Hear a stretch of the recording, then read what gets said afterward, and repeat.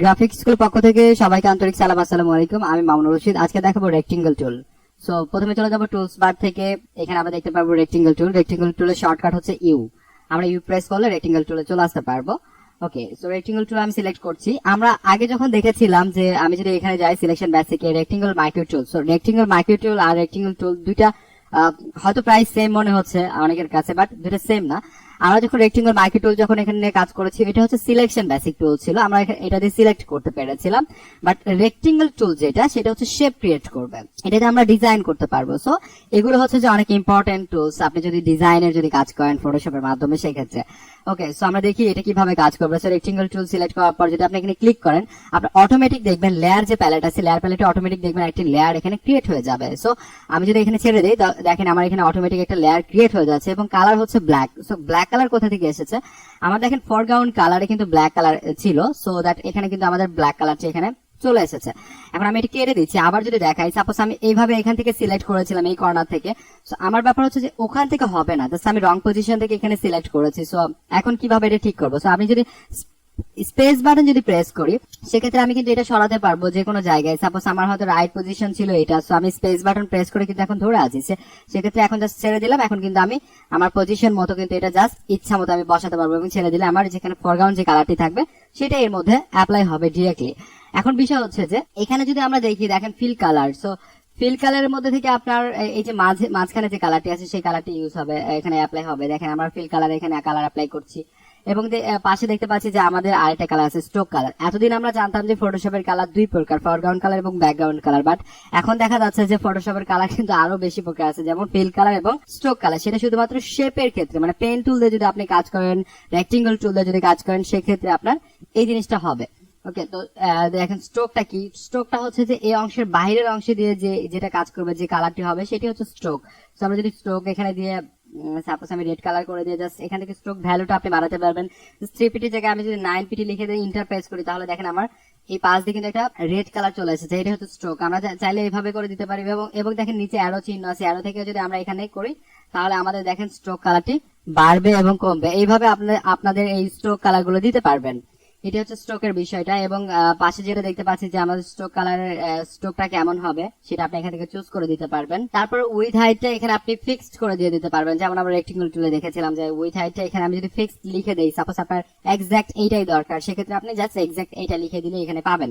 এবং আরেকটা বিষয় আছে যে আপনি যদি সাপোজ এখানে কোনো একটা কাজের জন্য আপনাকে মাপ নিয়ে কাজ করতে হবে যে এত বা এত পিক্সেল, সেক্ষেত্রে কি করবেন? আপনি রেক্টেঙ্গেল টুলসে এখানে ক্লিক করার পর জাস্ট এইটার যে মানে এই ডকুমেন্টস এর উপরে যদি একটা ক্লিক করেন, একটা ক্লিক করার পরে ক্রিয়েট রেক্টেঙ্গেল নামে এরকম একটা ডায়লগ বক্স চলে আসবে। এখানে জাস্ট আপনার ভ্যালুটা লিখে দেন, সাপোজ আমি 100x100 কিংবা 100x200 হয়তো একটা পিক্সেলে এখানে ফ্রেম নিব। সো এখানে জাস্ট ওকে প্রেস করেন, তাহলে দেখেন আমার এটা কিন্তু হয়েছে। এটা হচ্ছে ব্যাপার, এইভাবে আমরা কাজ করতে পারবো এখানে। তারপর দেখি আরো এর মধ্যে কি কি আছে। আমরা এখানে ফিল কালার দিয়ে ফেলি, স্ট্রোক কালার রেড কালার দিয়ে ফেলি, এবং আপনার এখানে ইচ্ছা মতো যে কোনো ভাবে আপনি এখানে স্ট্রোক সাইজ দিয়ে দিতে পারবেন। ওকে, সো এই হচ্ছে ব্যাপার। আমরা কালার আর কত কত জায়গা থেকে ইউজ করতে পারবো সেটা একটু দেখা দরকার। শুধুমাত্র কি এখান থেকে ইউজ করতে পারবো? আসলে এমন না। দেখেন আমরা যদি লেয়ার প্যালেটে যদি যাই, লেয়ার প্যালেটে যাওয়ার পর এই লেয়ারে যে থাম্বনেইলের দেখেন এখানে একটা চিহ্ন এখানে দেখা যাচ্ছে, শো করছে। জাস্ট এটাতে যদি আপনি ডাবল ক্লিক করেন, সেক্ষেত্রে দেখেন এখান থেকে আপনি কালারটা চেঞ্জ করতে পারবেন, এবং সেই কালারটা কিন্তু চেঞ্জ হচ্ছে কিসের? স্ট্রোক কালারে। জাস্ট ওকে প্রেস করেন, কালার অ্যাপ্লাই হয়ে যাচ্ছে। এবং আরো কোথা থেকে এই কালারটি অ্যাপ্লাই করা যায়, আপনি যদি এটা লেয়ার স্টাইল থেকে যদি করতে চান, সেক্ষেত্রে এই লেয়ারের এই ডান সাইড দিকে এইদিকে যদি আপনি একটা ডাবল ক্লিক করেন, সেক্ষেত্রে দেখবেন আপনার লেয়ার স্টাইল চলে আসবে। অথবা রাইট বাটনে ক্লিক করে ব্লেন্ডিং অপশন, লেয়ারের রাইট বাটনে ক্লিক করে যদি ব্লেন্ডিং অপশনে ক্লিক করেন, দেন আপনি এখান থেকে দেখেন স্ট্রোক। সো স্ট্রোক থেকে আমরা কিন্তু এখানে স্ট্রোক দিতে পারবো। যেমন এখানে দেখেন সাপোজ স্ট্রোক সাইজ আপনি কোথায় দিবেন? স্ট্রোকটা কিন্তু আমাদের বাইরে হচ্ছে, তো আমরা কোথায় দিব? দেখেন পজিশন, এখানে পজিশন আছে ইনসাইড, আউটসাইড না সেন্টার। তো আমি ইনসাইড দিয়ে দিতে পারি, আউটসাইড দিতে পারি, সেন্টার দিতে পারি। সাপোজ আমরা হচ্ছে যে সেন্টার দিয়ে দিচ্ছি, সেন্টার দিয়ে দিলাম। এইভাবে আপনি অপাসিটিতে কত রাখবেন, সেই অপাসিটি এখান থেকে করা যাবে, কন্ট্রোল করা যাবে।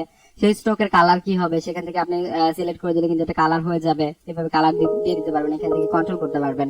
ওকে প্রেস করে কাজ হবে। দেখেন ওকে প্রেস করছি, আমাদের এটা কাজ হয়েছে। এখানে একটা ইফেক্ট হিসেবে এখানে কাউন্ট হবে। এখানে দেখেন স্ট্রোক নামে ইফেক্ট তৈরি হয়েছে। এখানে জাস্ট আমরা এটা অফ করে দিতে পারি। এবং ফিউচারে যদি আমরা চাই যে স্ট্রোকটাকে আমরা কন্ট্রোল করবো এবং স্ট্রোকটার আমরা কালার চেঞ্জ করবো কিংবা সাইজ চেঞ্জ করবো, দেন জাস্ট আপনি এই স্ট্রোকে ডাবল ক্লিক করেন। এই স্ট্রোক লেখাতে যদি ডাবল ক্লিক করেন, সেক্ষেত্রে আপনি স্ট্রোকটাকে যে কোনো ভাবে এখান থেকে কন্ট্রোল করতে পারবেন যে কোনো সময়। ওকে, এই হচ্ছে বিষয়। মোটামুটি আপনি এইভাবে রেক্টেঙ্গেল টুলস নিয়ে কাজ করতে পারবেন। এবং দেখেন আরো কত কি করা যায়। সাপোজ আমি স্ট্রোকটাকে যদি ডিলিট করতে চাই, জাস্ট এই স্ট্রোক আমি এখান থেকে ধরে জাস্ট ডিলিট প্রেস করলে আমার এখানে ডিলিট হয়ে যাচ্ছে। এখন আমরা যদি এখানে অ্যাঙ্কর পয়েন্টে যদি যাই, যে অ্যাড অ্যাঙ্কর পয়েন্ট, জাস্ট এখান থেকে একটা অ্যাঙ্কর পয়েন্ট আমরা অ্যাড করে ফেলবো। সো আমার এখানে স্ট্রোক দেওয়া আছে, জাস্ট আমরা এখান থেকে স্ট্রোকটা অফ করে দিই। স্ট্রোক অফ করে দিলে ভালো হবে। স্ট্রোক অফ করে দেওয়ার পর আপনার এটা সিলেক্ট করার পর জাস্ট আমরা যাবো অ্যাড অ্যাঙ্কর পয়েন্ট টুলসে। দেন আমরা এখান থেকে একটা অ্যাঙ্কর পয়েন্ট সিলেক্ট করে দিলাম। দেন আমরা যদি এখান থেকে চলে যাই ডিরেক্ট সিলেকশন টুলস, আমরা এগুলো আগে দেখেছি। ডিরেক্ট সিলেকশন টুলসে যাওয়ার পর কিন্তু আমরা এটা খুব সুন্দরভাবে কিন্তু যে কোনো ভাবে এটা আমরা ডিজাইনে নিয়ে আসতে পারবো। দেখেন জাস্ট আমি নিচেও একটা অ্যাঙ্কর পয়েন্ট নিচ্ছি এবং নিয়ে কিন্তু এই টাইপের আপনার প্রয়োজন অনুযায়ী কিন্তু এটা আপনি ডিজাইন করতে পারবেন। ওকে, সো এই ডিজাইন কনসেপ্ট গুলো আপনার নিজে নিয়ে আসতে হবে এবং এই টুলস গুলো অবশ্যই ইউজ করে এটা করতে হবে।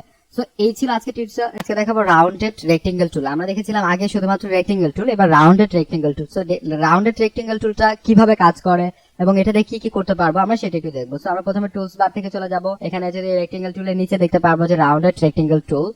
ওকে, সো এটা জাস্ট হচ্ছে রেক্টেঙ্গেল টুলস এর সেম, আগে আমরা যে সব দেখেছি সেম, বাট একটু একটা কাজ একটু বেশি আছে, সেটাই আমরা দেখবো। দেখেন আগে আমরা দেখেছিলাম যে এখানে যদি আমরা এটা নেই, দেন হচ্ছে যে আমাদের এইভাবে এখানে কালার অ্যাপ্লাই হবে, যেটা ফরগ্রাউন্ড কালার ছিল সেটা ফিল কালার এখান থেকে আমরা দিতে পারবো, স্ট্রোক কালার দিতে পারবো। এগুলো আগে আমরা দেখেছি, এভাবে এগুলো নেওয়া যায়। স্ট্রোক সাইজ আমরা এখান থেকে বাড়াতে পারবো, কমাতে পারবো, এগুলো দেখেছি। তো এখন বিষয় হচ্ছে রেডিয়াসের যে বিষয়, রেডিয়াসটা আগে ছিল না, বাট এখন কিন্তু রেডিয়াসটা চলে এসেছে। দেখেন আমি যদি অনেকটা জুম করি তাহলে দেখতে পারবো যে এই কর্নারটা একটু আমার দেখেন এখানে কার্ভ করা আছে কিন্তু। সো কিভাবে এটা করা হলো সেটা হচ্ছে রেডিয়াসের ব্যাপার। সো আমরা এটা ডিলিট করে দিই। ডিলিট করে দেওয়ার পর এখানে দেখেন রেডিয়াস 10 পিক্সেল দেওয়া আছে। সো এখন যদি আমি 50 পিক্সেল যদি করে দেই, দেন এখানে যদি আমি কাজ করি, দেখেন আমার কিন্তু আগে যেমন ছিল, সাপোজ আমি এটা কালারটা এটা চেঞ্জ করে দিই। দেখেন আগে আমার যতটুকু কর্নার ছিল কিন্তু এখন কার্ভ ছিল, তো এখন কিন্তু তার থেকে বেশি শো করছে।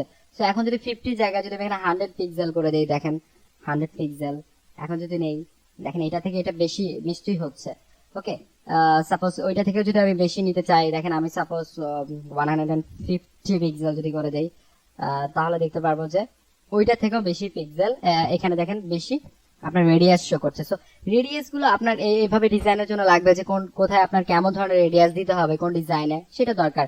এবং যখন আমরা যখন ডিজাইন যখন করবো, আমি যখন বিজনেস কার্ড, বুশিয়ার, ফ্ল্যার এটসেট্রা যখন ডিজাইন করবো, তখন আমাদের ডাই কার্ডের জন্য আমাদের এখানে দরকার হবে। যেমন আপনাকে বলা হবে যে এখানে রেডিয়াস নেন আপনি হচ্ছে, সাপোজ আমি যদি একটা বিজনেস কার্ডের যদি সাইজ নেই 3.5x2, এটা হচ্ছে যে একটা বিজনেস কার্ডের সাইজ।